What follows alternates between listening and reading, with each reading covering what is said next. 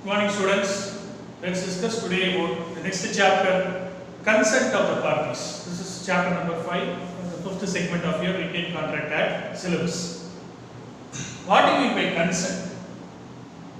Consent definition is given under Indian Contract Act 1872. Parties, when they agree upon the same thing in the same sense. What does it mean? We would rather equate this concept of consent to consensus ad item. What do you mean by consensus ad item? When you say consensus ad item, I propose one thing. The acceptor also accepts the same thing. For example, if I sell my car to B, B should also think A is selling the car. If B is thinking I am selling my bike, if B is thinking I am selling my house, it is not a same thing and same sense, right? If I am actually selling my car, B should also think that A is selling the car. B is thinking differently by saying that A is going to sell his house, A is going to sell his bike, whereas I am selling car. There is no equated mind, there is no equal sense of mind between the parties. That is called the consensus ad item. So that particular equation or particular concept is now equated to this concept, which is the same thing. When parties to the contract, when I say parties, parties are parties to the contract, agree upon the same thing in the same sense. They should ideally agree upon the same thing, same manner, same sense, same subject matter, etc. If one party offers one thing, the other party accepts thinking that he is going to accept another thing, there is no equal sense, there is no equal thing or equal common sense between parties. Therefore, in that case, there can be no contract at all. There can be no agreement at all. If there is no agreement, there is no contract, obviously. So, consent of the parties is divided into two basic things.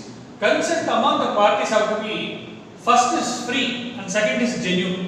What is free? What is genuine?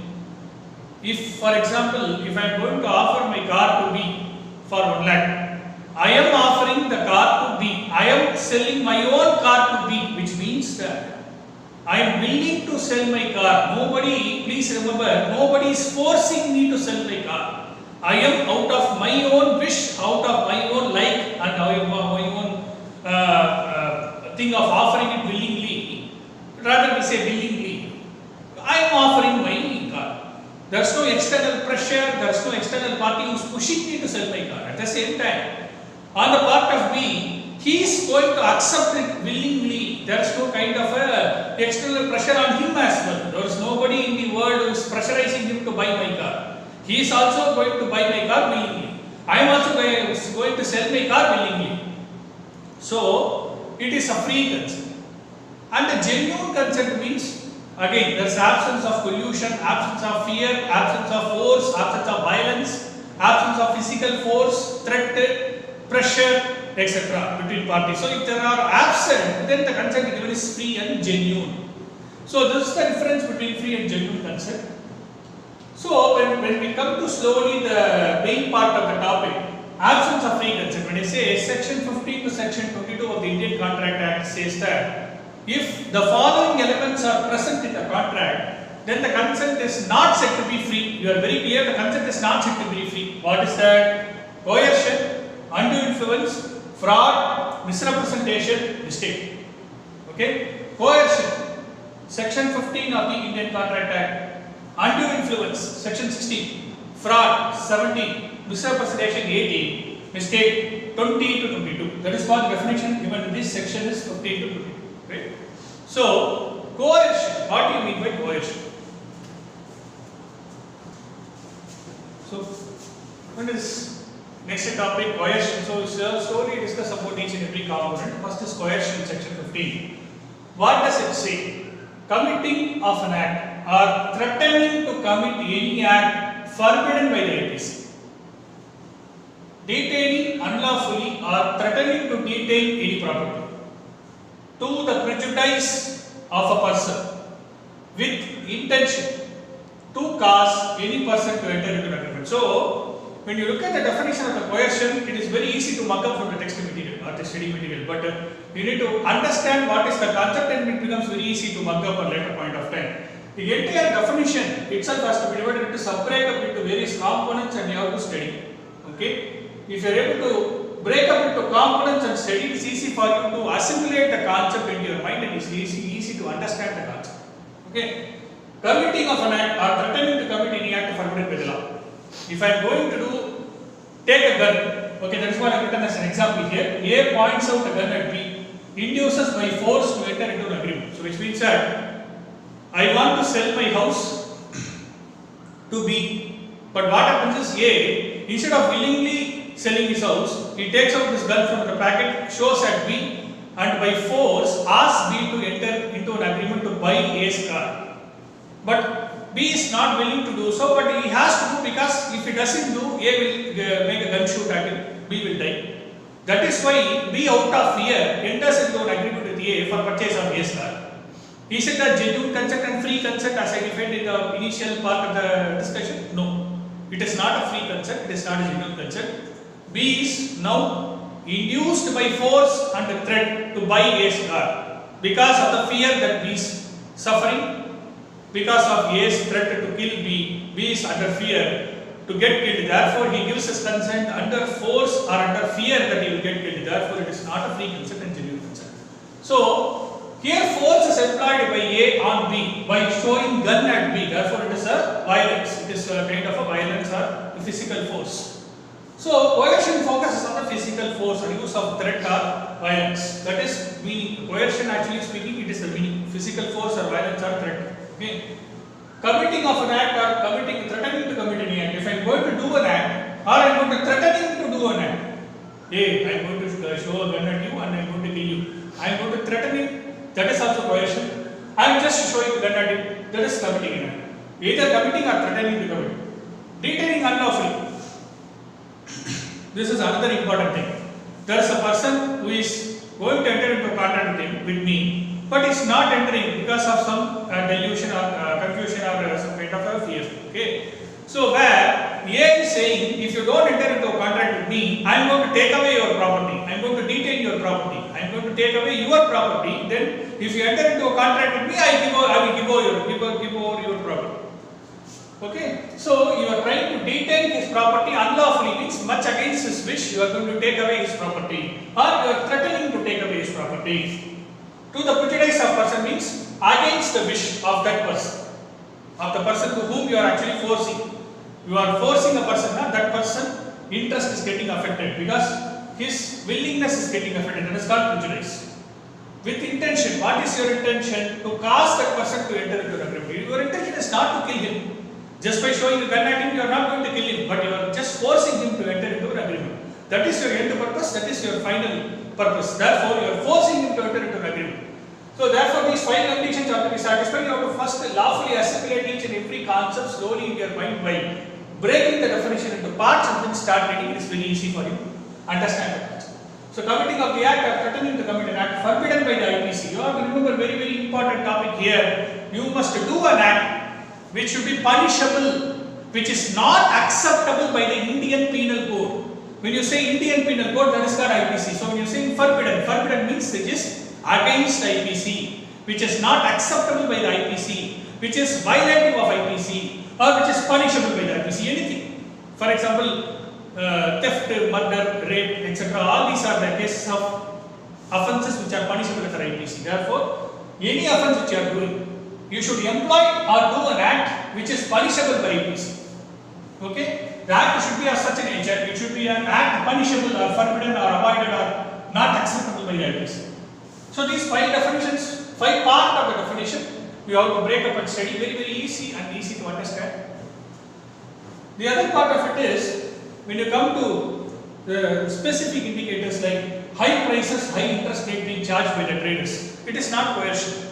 You need to understand, traders generally have to charge high prices because they have to outbeat the competition. Because if they charge still a lower price, but the competitors charge a higher price, their competitor is going to beat this trader. Therefore, trader will obviously charge high prices. Trader will need to charge high prices. If there is a delay from the customer to accept the deliverable, he will obviously put interest on the customer. Therefore, there is a need for the trader to do so because in the interest of the business he is doing so. It is not a coercion. The main purpose is to ensure that his business is not affected. Therefore, you are not penalizing the customer. Please understand, you are trying to regularize your business. It is not a coercion. So, high prices and high interest rate charged by the trader is not a coercion. Then comes the case law, Anil Raju versus Seshav. So this was a very popular case of judgment given by the court. What is Amir Raju versus Seshamma case? There was a Seshamma who was a wife of the husband Amir Raju. Okay, so Amir Raju was a person who is doing his business in a particular place. Seshamma was a wife of Amir Raju. So Amir Raju wanted one day Seshamma, through use of force and threat, that he is going to commit a suicide. So Amir Raju said that I am going to commit a suicide. What is the purpose means? Unless and otherwise, Seshamma, his wife, is going to execute a deed or a transfer deed, transferring the property of her, Seshamma's property, to Amir Raju's brother. Okay, Amir Raju is using a fear of the words like that he is going to commit a suicide by killing himself. He will not kill himself if Seshamma is going to transfer the property to Amir Raju's brother. Now what happens is Seshamma didn't want to do so, but because of the fear that Amir Raju, her husband, will commit a suicide, she out of fear executed a transfer deed transferring her property to her Amir Raju's brother.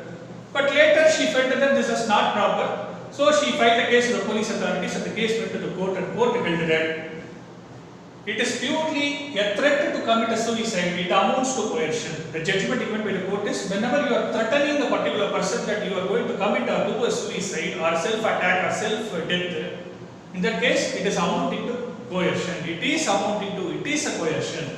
It is a landmark judgment given by the court in the Amir Raju versus Seshamma case.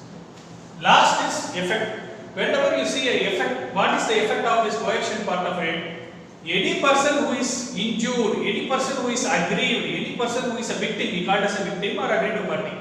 The aggrieved party can avoid the contract, he can come out of the contract and say that I am going to avoid the contract, I am not ready to execute this contract, I am moving out of the contract.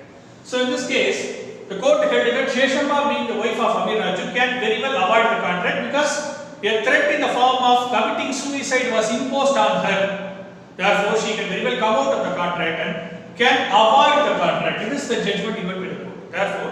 Therefore, whoever is the aggrieved party or the victim or the sufferer or the injured party, because of the coercion induced on him, they can avoid the contract or can come out of the contract or set aside the contract. The concept does come out, set aside, avoid, everything is one and the same. Can set aside the contract or avoid the contract. So this is a provision relating to coercion.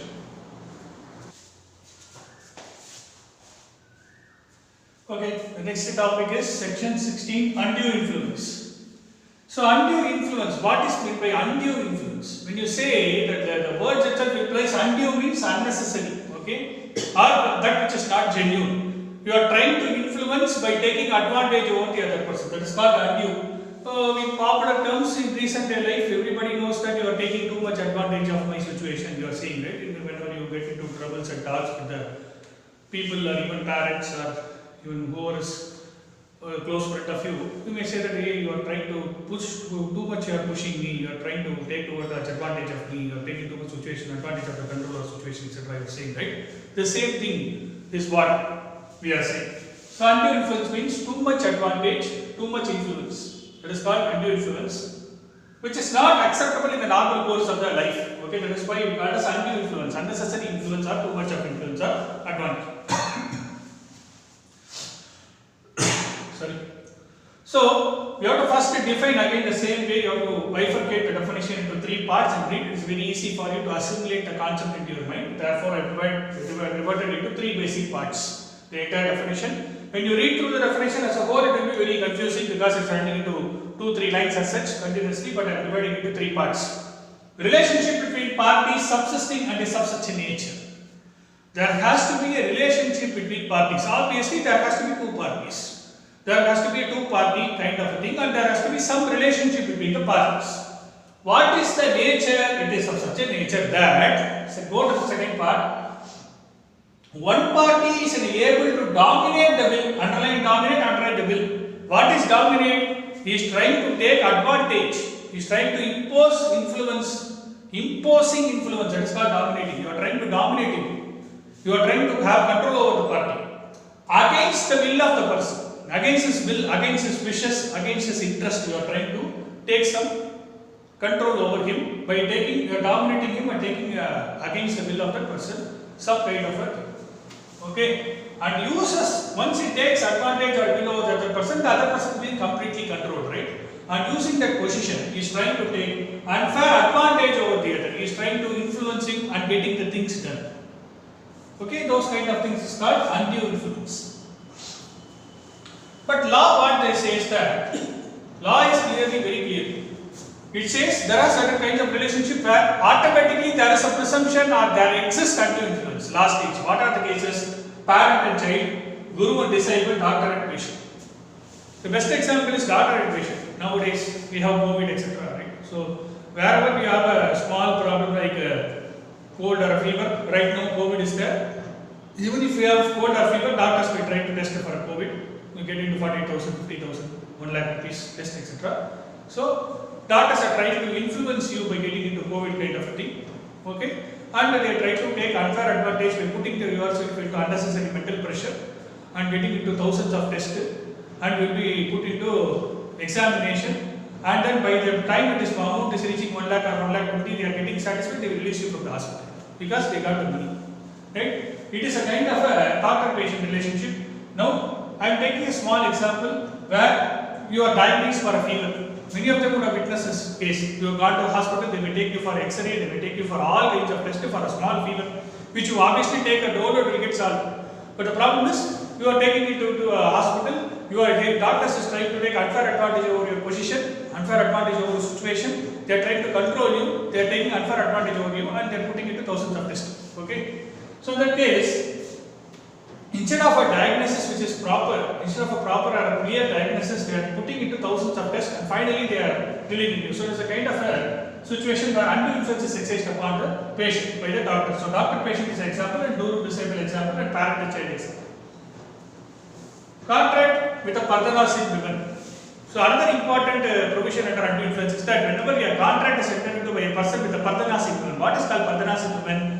You know a Muslim woman, she wears a black dress completely from the head to the foot, she wears a black dress. The purpose is she is observing complete seclusion. Seclusion means she observes complete separation from the society. So she is not willing to talk to anybody, she is not supposed to talk as per Muslim sentiments, Muslim customs, right? She is not supposed to talk to anybody, show her face to anybody, etc. So observes complete seclusion or withdrawal from the society, public or the society people. So whenever a contract is entered into by a person with kind of a partnership women or the Muslim women, what happens is, person entering into the contract to ensure, whoever is putting a contract with the Muslim partnership women, he has to ensure that she is able to understand the terms and conditions of the contract. You have to read through the terms and conditions of the contract to her. She is able to understand the terms and conditions of the contract and she should be able to take independent judgment. She should be able to form independent advice or judgment.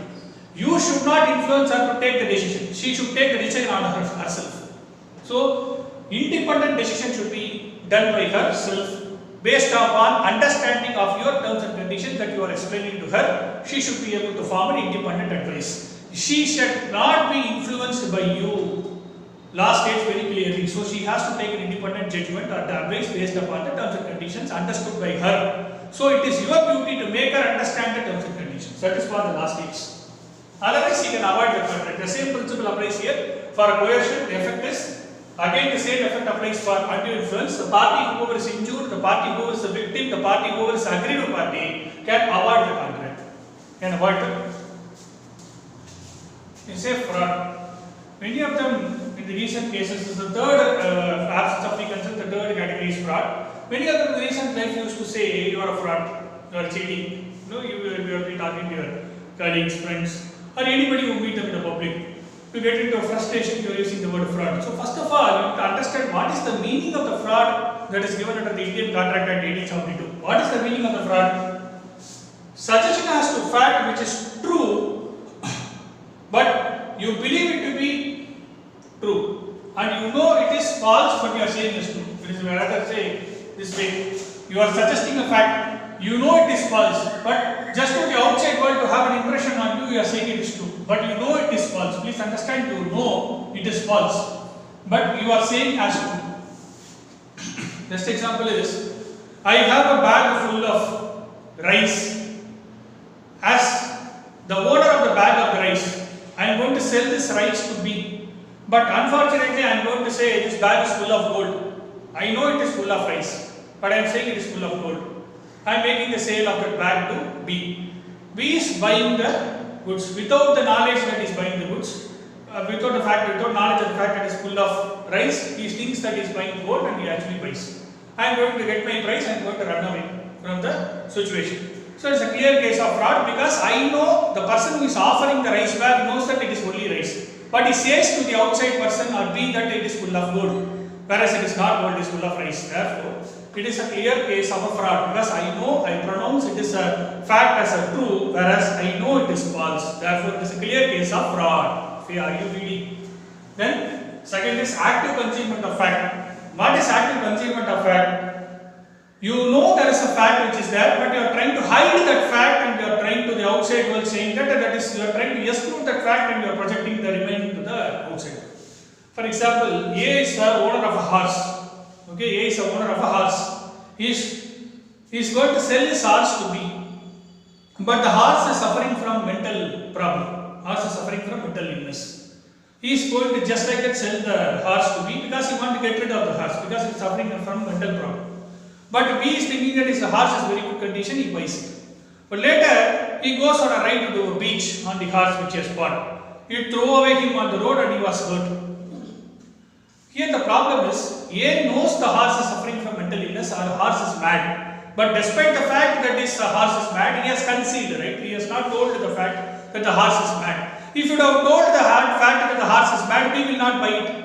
Therefore, with the intention of selling the horse, with the intention of punishing or penalizing or unnecessarily penalizing B, he has hidden the fact and he has sold the horse to B. Hidden the fact of madness, right? Therefore, he has sold the horse. So, it is an active concealment of the fact. Third is promise made without intention to perform. What is promise made without intention to perform? Here again, I go and get a money from the money lender for 1 lakh rupees. Money lender is going to give me 1 lakh rupees. He is saying, sir, I am paying you 1 lakh, you need to give me 10 installments of 10,000. But I am going to pay, I am promising him to say that I will definitely pay, sir, God before promise before the God, etc. And then I am going to come out. But at later point of time, I am not even thinking of the promise, I am not even paying it, I am just like that remaining calm. Now the money lender will put a case on me. Obviously, I don't pay anything. But I made the promise, but I have no intention to perform. I have no intention to commit it. I have no intention to pay money. Right? Therefore, I have just made the promise without any intention to pay or perform. Therefore, it is said to be a fraud. Any act which the law declares to be fraudulent. When the law says that this act is a fraudulent activity, speculation is a fraud. If you are based, for example, card games. In many cases, like even in Sun TV or those kind of things, right, where we have many games which are being played, right? So that those games where it is purely a game-related game, you get a. If you are lucky, you get a win. If you are not lucky, you are not win. So those kind of things where it is clearly a fraudulent activity. There's another case where, just from the legal point of view, I am saying there are many cases where the brokers used to deal with the girls. It is a kind of a contract of trading with the girls for unnecessary illegal purposes, etc. So that case it is said to be a fraudulent activity. You are not supposed to deal with it. So it is said to be a fraudulent kind of activity. So law declares that activity as a fraudulent activity. And any other act fitted to deceive. Underline to deceive. What is meant by fitted? Fitted means you are designing. You are trying to put a design. You are trying to put a structure. The purpose is to deceive. From the outside world, if you look at a particular transaction, it seems to be a genuine transaction, but in reality it is a fraudulent transaction. The purpose of the transaction is to put the other party into trouble, put the other party into problems. You are trying to deceive, you are trying to cheat that person because of the transaction. Therefore, it is said to be an act which is fitted to deceive. Fitting means designing, structurizing, or you are trying to put a kind of a wholesome structure. All this are done with an intention to deceive or to cheat the other person. So these are the 5 important points. Suggestion as to fact which is untrue, active concealment of fact, the promise made with intention to perform, without intention to perform, any act the law declares to be fraudulent, any act fitted to deceive. So these are the 5 important provisions of section 17, fraud. Next important topic is mere silence is not fraud. You need to remember, guys, whenever there is a situation where you are unable to speak, be because of the circumstances and situations you are unable to speak. Obviously, it is not a fraud because you are unable to speak. But remember, there are two exceptions to this rule. Mere silence is not amounting to fraud. Silence amounts to fraud. Silence is fraud provided these two conditions are as an exception. Where you are under duty to speak in a particular circumstances but you are not speaking. In Tamil it is going the popular saying, எங்க பேசணுமோ பேசு, எங்க பேசாம இருக்கணுமோ அங்க பேசாம, பேச வேண்டிய இடத்துல பேசாம இருந்தா problem. That is the way, right? Duty to speak. Wherever there is a duty to speak, wherever you need to speak, you need to speak. Wherever there is no duty to speak, you have to remain calm. But you are acting differently. Wherever there is a duty to speak, you are remaining calm. So it is a problem. It is a clear case of fraud. Second is silence itself is amounting to speech. Wherever there is a situation by using your gestures, by using your body language, you are silent itself. But the silence itself is giving your consent. It itself is amounting to speech. Then there is no. So in this case, silence itself is equal to speech. Duty to speak is there but not spoken. These are the cases where it amounts to fraud. But in other cases, mere silence itself is not fraud. But in those two cases, it is a fraud. It is a fraud in these two cases. Okay. Second is effect. To put a party in the original position and to avoid the conflict. The effect is that if I am not done fraud, what would be my position? I will be in the normal position. I will not be deceived. I will not be cheated. So in that case, I will ask the other person who is cheating me to put me back to the original position. That is paying me compensation, paying me damages, etc. So that I will be compensated. I will be okay to go back to the original position. So that I will just forget all the pains and sufferings, whatever. Second is, I can either do this first part or I can avoid the contract. Better to avoid it. Then comes section 18, misrepresentation. What do you mean by misrepresentation? As I obviously said, the formal difference between fraud and misrepresentation is that you are making a statement, but you believe it to be false, but you are saying knowingly it is false, but you are saying it is true. Why? Your purpose is to deceive, fraud, cheat the other person. Correct? That is when the intention is false, when the intention is deliberately with the intention to fraud, cheat another person, your intention is wrong, therefore it is a fraud. Your intention is genuine, your intention is true, but it happens to be false on the other side. That is not a problem of you. But your intention is what the judgment is. You have to be true to your consciousness, you have to be true to your mind, you have to be true to the heart and soul, right? When you are making a statement, you believe it to be true, you believe it to be 100% perfect, and based on that you are making a representation to the other party. But subsequently it turns out to be false, it is not your fault. It is a misrepresentation. So therefore, wrongly made statement or representation. You are making a statement or representation, but it is wrong, but you believe it to be true. You believe it to be true without intention to deceive means obviously one and two goes hands in hand. You are making a statement or a representation in writing or words, whatever will be the mode, but you are making a statement or representation, but without intention to deceive, without intention to cheat or deceive any person. Okay? Though it is wrong, though it is false, still you are making a representation which you believe it to be true. Honest belief of the facts is true and fair, but it is untrue. It is not your problem, but you believe it to be true. Breach of duty without intent to deceive. We are trying to avoid or trying to come out of a situation by violating a duty you are supposed to perform, but the purpose of the violation is not fraudulent, but the purpose is to safeguard the other party. Yes, your intention is true, but you are trying to safeguard the other person, you are trying to not to perform the duty. It is a misrepresentation. Causing however innocent person to enter into an agreement has to make a mistake on something which is subject matter of the contract. There is a subject matter of the contract or a thing, but the thing or subject matter you are asking that person to make a mistake, but it is not a genuine one. It is only without intention to deceive the third party, or just like that making a statement. But the purpose is not to harm or injure any person. Therefore, your intention is again true. In that case, all these five circumstances in misrepresentation. In misrepresentation, as we said, compared to fraud, coercion, and influence, misrepresentation also, party who was injured or the aggrieved party or victim can avoid the contract. So we go to mistake. This is section 19 to 22 of the Contract Act. It says mistake.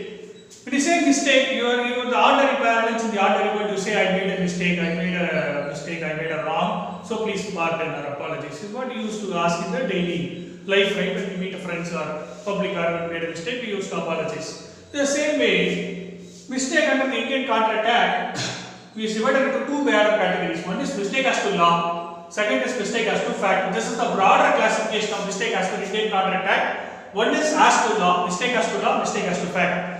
Law says that there is a Latin word which says that ignorantia, I-G-N-O-R-A-N-T-I-A, ignorantia, juris, J-U-R-I-S, excusat, E-X-C-U-S-A-T, E-X-C-U-S-A-T, ignorantia juris excusat. This is ignorantia juris non excusat. Ignorantia juris non excusat, whereas ignorantia facti excusat. So this is the difference between the two. Law says that wherever you make an offense, you make a mistake, you make a wrong, without knowing the law of the country, you are not excused.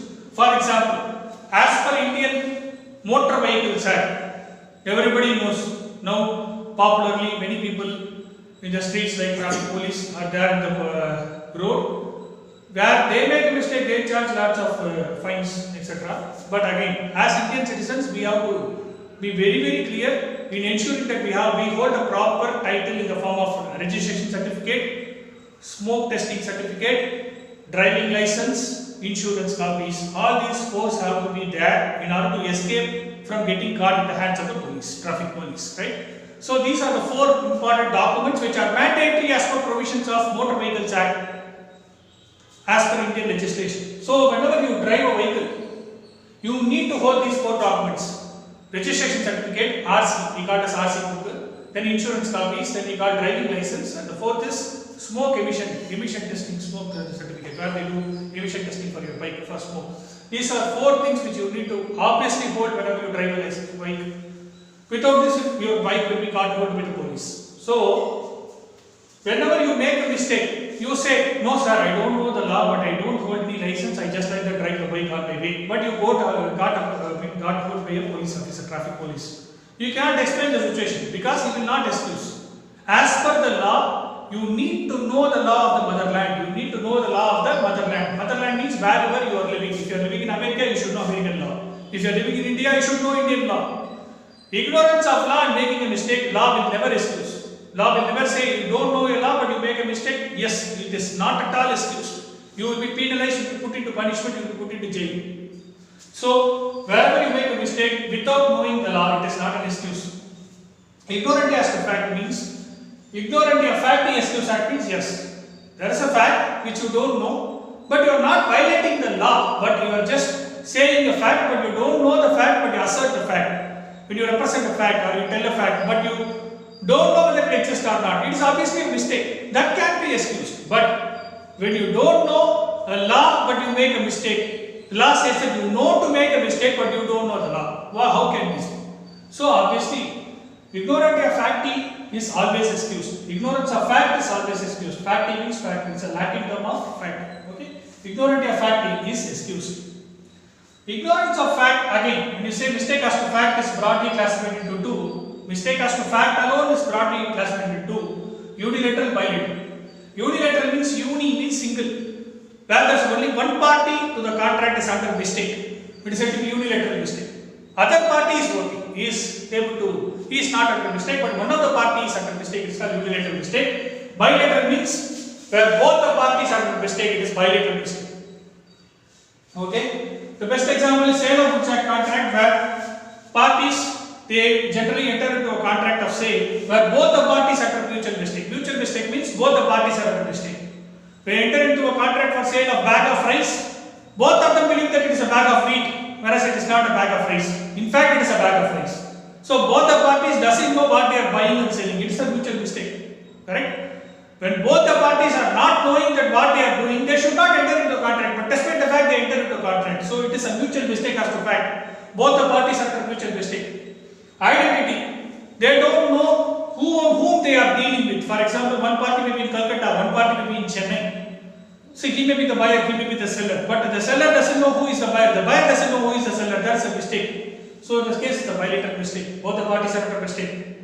Subject matter. What they are dealing, I don't know. The same for one case, because I am thinking I am dealing in wheat, whereas the item offered is rice. That's a mistake with the subject matter. Subject matter I can divide into quality, quantity. What quality I am offering, what quantity I am offering, what price I am offering, who is the owner of the goods, and what is the identity, what is the nature, what is the characteristic feature, measure, etc.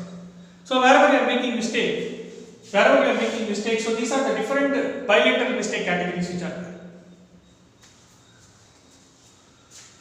Where there is a mistake as to possibility, the last category is possibility. Whenever you say as per the essential elements of contract, when you go to the first chapter, I told you, contract has to be performed. Whenever there is a doubt as to performance of the contract cannot be enforced.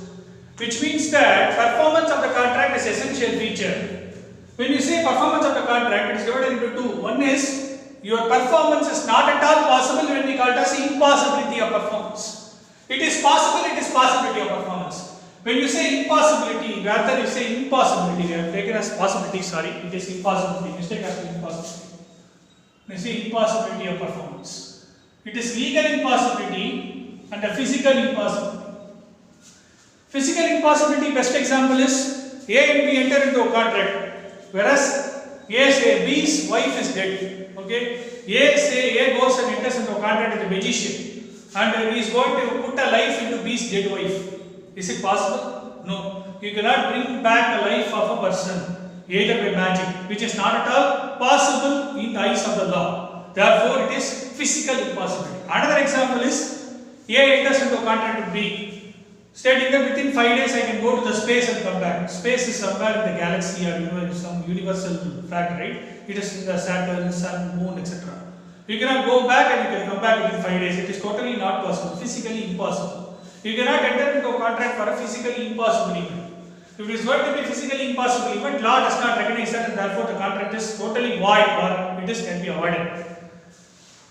Second is legal impossibility. Law states it is impossible. You cannot go beyond the law and make it possible. Law states it is totally impossible to enter into a contract. Best example is whenever you enter into an agreement for sale of building, you as a owner you are going to sell the building. Okay, but the buyer B, is it directly possible to pay the price and take away? No. Why? There is an impossibility which is imposed legally. What happens is, you have to get the building registered. You have to get the building registered with the registrar office. You have to go and fill the form in a stamp paper. It is legally authorized way of registration has to happen. If registration is not happening, it is totally legally impossible kind of a thing. For a transaction which is totally not legally recognized, it is called legal impossibility. Which is not physically recognized, it is called physical impossibility. This is not legal, not coming in lawful terms, it is coming in law terms. So the difference between physical and legal impossibility. Thank you.